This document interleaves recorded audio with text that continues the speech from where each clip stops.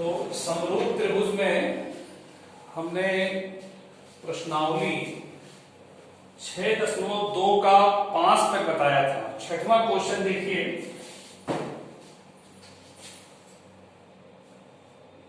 छठवां क्वेश्चन में कह रहा है कि आकृति 6.21 आकृति बनाए हैं ये, उसको हम बना रहे हैं पी क्यू आर। एक बिंदु ओ है, ओ को क्यू से मिलाए, पी से मिलाए और आर से मिलाए। फिर ए बी है, ए बी, फिर बी सी है, ये ध्यान से देखिएगा बी सी, और उसके बाद सी ए है, ये ओ है। इसमें ज्ञात क्या है देखिए, ज्ञात है, ध्यान से देखिएगा, ज्ञात है ए बी समांतर पी क्यू,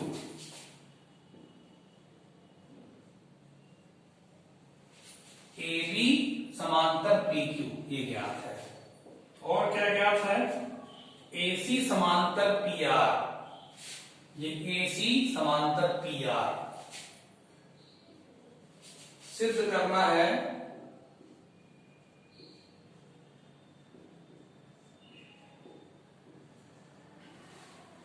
बीसी समांतर क्यू आर, ये सिद्ध करना है। ध्यान दीजिए, देखिए जो पहले दिए हैं ए बी समांतर पी क्यू, इसी से आप ध्यान दीजिए, इसी से शुरुआत करेंगे। ए बी समांतर पी क्यू दिया है तो हम त्रिभुज ओ पी क्यू में चलेंगे। उत्पत्ति,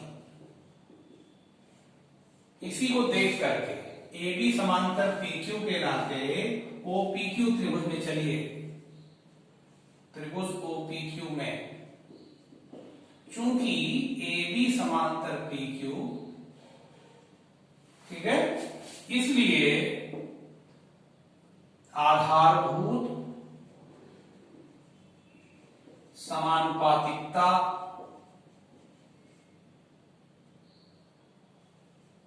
प्रमेय से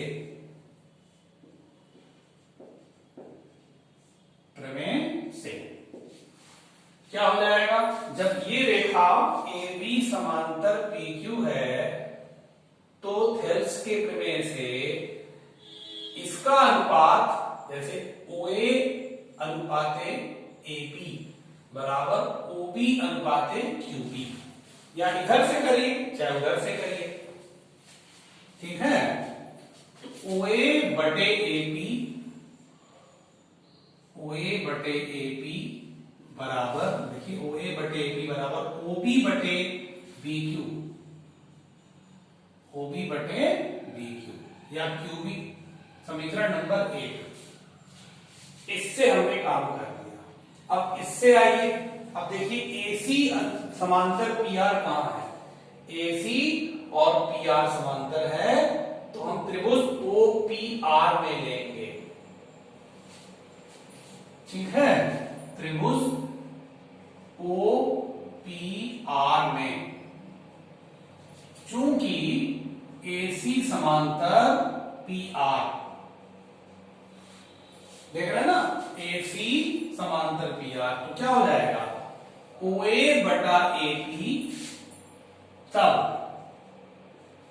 आधारभूत समानुपातिकता प्रमेय से लिखिए चाहे थेल्स प्रमेय से लिखिए, बात एक ही है, दोनों को एक ही बात है। थेल्स प्रमेय से क्या हो जाएगा, O A upon A P is equal to O C upon C R, समीकरण नंबर 2, ठीक है।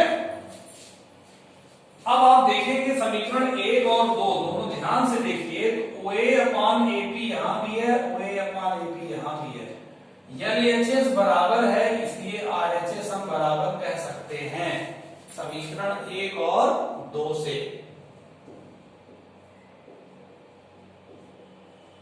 समीकरण 1 तथा 2 से क्या कह सकते हैं, OB OB upon BQ is equal to OC upon CR। ठीक है, ये LHS बराबर था, इसलिए RHS भी बराबर हो गया। अब देखिए क्या आया, OB बटे BQ ये आया है, फिर OC बटे CR ये आया है। अब त्रिभुज OQR में ध्यान दीजिए, ये भुजा ये बटे ये बराबर ये बटे ये अगर हो गया तो थेल्स प्रमेय के विलोम से आप कह सकते हैं त्रिभुज OQR में BC समांतर QR, क्योंकि भुजाओं का जो विभाजन हुआ है उसका अनुपात अगर बराबर है तो निश्चित रूप से ये रेखा BC QR के समांतर होगी। तो अब क्या लिखेंगे, त्रिभुज OQR में थेल्स प्रमेय के विलोम से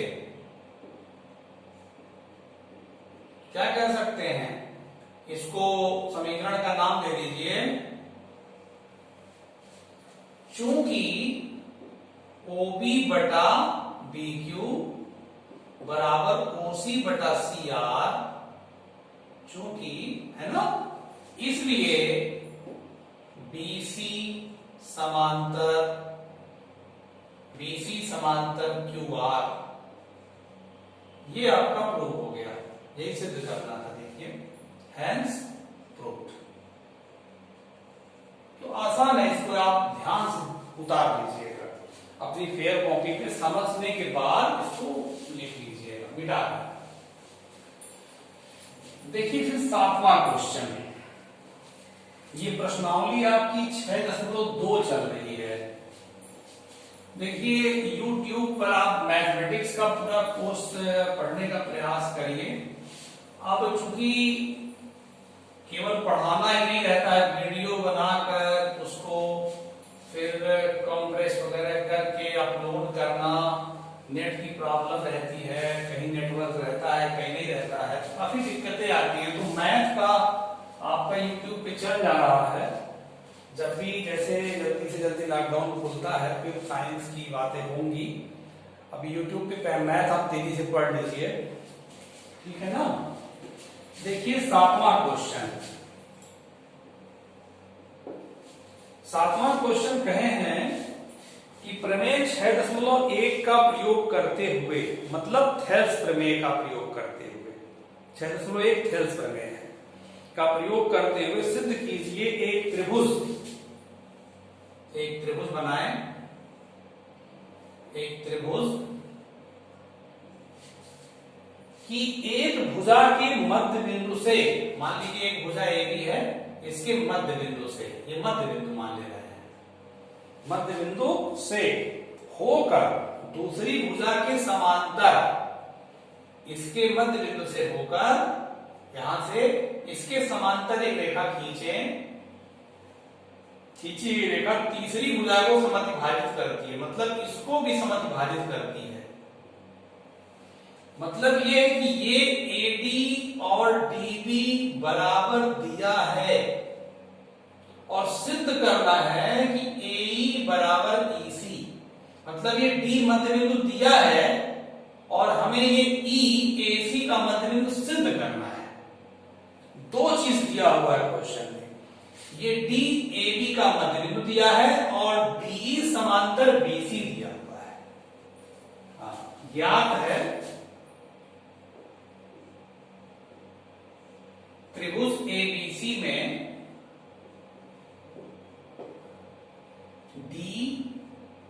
DAB का मध्य बिंदु है, ये दिया हुआ है।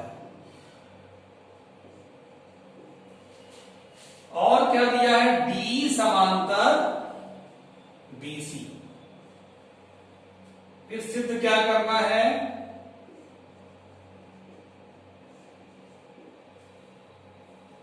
सिद्ध क्या करना है, EAC का मध्य बिंदु है, ये सिद्ध करना है। तो थेल्स प्रमेय का हम प्रयोग करेंगे, इन्होंने कहा भी है और नहीं कहा होता तब भी करते हैं। उत्पत्ति देखिए, चूंकि बी समांतर बीसी इन्होंने दिया है, ठीक, इसलिए त्रिभुज एबीसी में थेल्स प्रमेय से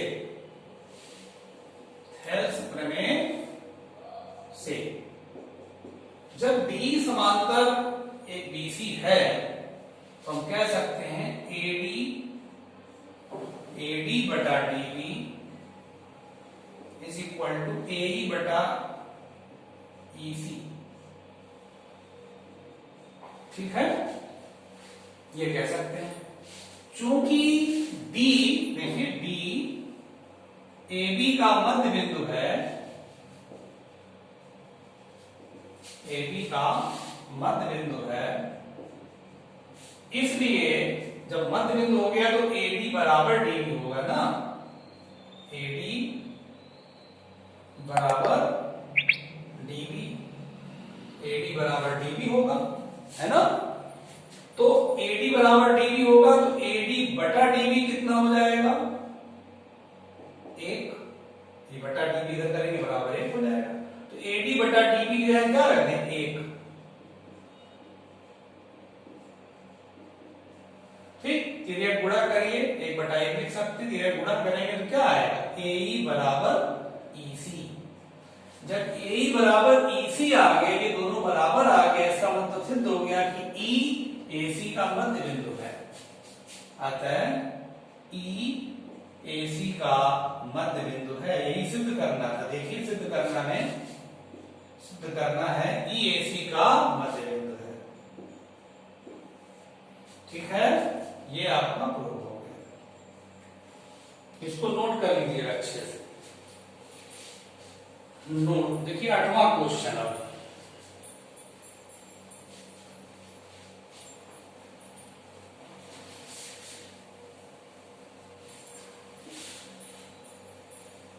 ध्यान से आप जब देखेंगे पढ़ेंगे तो समझ में आएगा।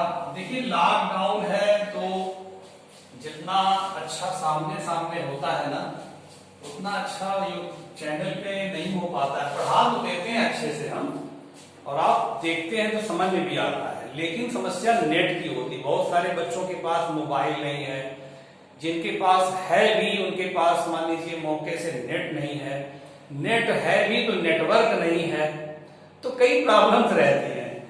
समझ रहे हैं, तो मैथ का कोर्स तेजी से चलाइए, फिर साइंस का जब लॉकडाउन खुलेगा तो जब ये मैथ कवर रहेगा तो केवल साइंस ही लगातार पढ़ा देंगे तो कवर हो जाएगा, ठीक ना। देखिए 8वां क्वेश्चन, 8वां कह रहा है 6.2 प्रमेय 6.2 का प्रयोग करते हुए, मतलब थेल्स प्रमेय के विलोम का प्रयोग करते हुए। ये एग्जाम में ऐसे नहीं देगा, इन्होंने ध्यान रखा है, एग्जाम में ये नहीं लिखेंगे, बस यहां से लिखेंगे सिद्ध कीजिए कि एक त्रिभुज की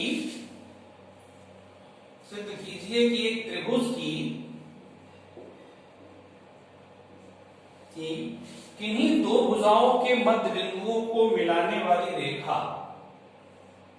ये रेखा है जो दोनों भुजाओं के AB और AC के मध्य बिंदुओं को मिला रही है।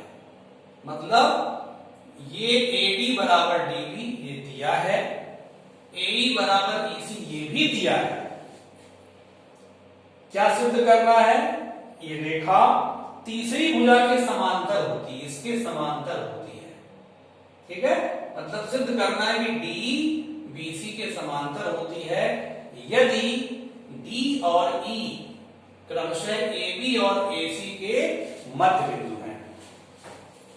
क्या ज्ञात है, ध्यान दीजिए, क्या ज्ञात है। त्रिभुज ABC में D किसका मध्य बिंदु है, AB का। जो ज्ञात है ना उसको ध्यान से लिखिए, और E क्या है, AC का मध्य बिंदु है। ये क्या है, सिद्ध क्या करना है, सिद्ध करना है डी समांतर बीसी। चलिए उत्पत्ति है ये, चूंकि डी ए बी का मध्य बिंदु है, ये दिया है ना, तो उसी को लेके चलेंगे। डी ए बी का मध्य बिंदु है, इसलिए ए डी और डी बी बराबर होगा। जब बराबर होगा तो A D upon D B कितना होगा, एक हो जाएगा, समीकरण नंबर 1। फिर चलिए ई ए सी का मध्य बिंदु है, ई ए सी का मध्य बिंदु है। जब ई ए सी का मध्य बिंदु है तो ए ई बराबर ई सी होगा, तब ए ई बराबर ई सी होगा। ए ई बटा ई सी कितना होगा, 1 हो जाएगा, समीकरण नंबर 2। समीकरण 1 और 2 से, समीकरण 1 और 2 से देखिए दोनों बराबर 1 आया है, तो क्या हो जाएगा, ए डी बटा डी बी बराबर ए ई बटा ई सी।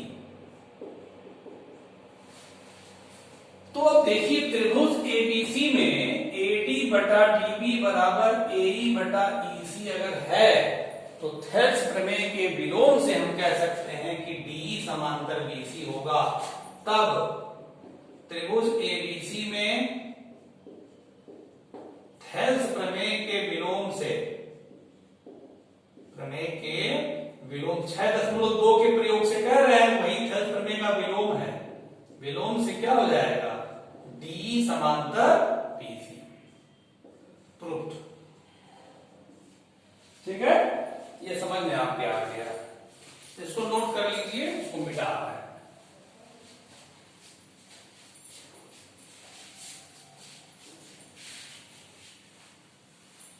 देखिए 9वां क्वेश्चन,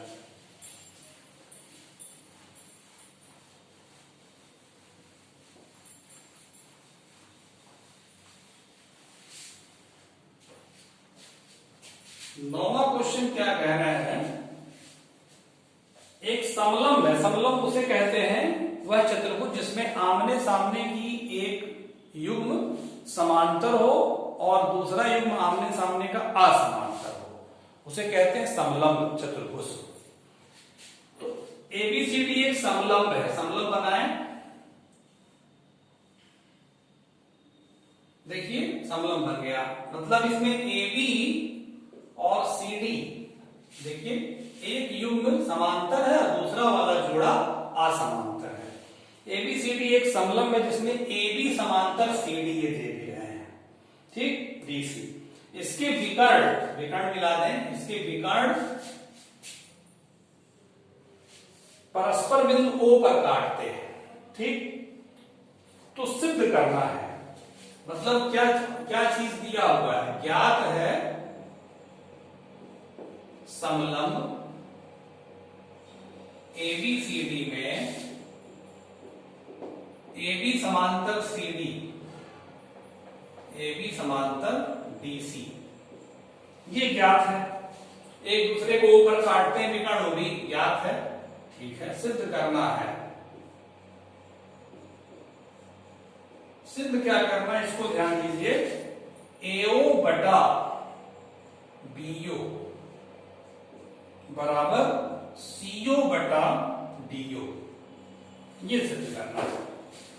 देखिए इसमें एक रचना करेंगे, रचना करेंगे, O से एक रेखा खींचेंगे जो कि AB के समांतर होगा, और जब AB के समांतर होगा तो DC के भी समांतर होगा, क्योंकि AB समांतर DC दिया हुआ है, ठीक है। एक रचना करेंगे, एक रेखा EO खींचेंगे, OE समांतर AB और समांतर DC तो होगा ही, खींचा, ये हमने समांतर खींचा AB के और DC। चलिए उत्पत्ति, त्रिभुज ACD में ले रहे हैं, ACD में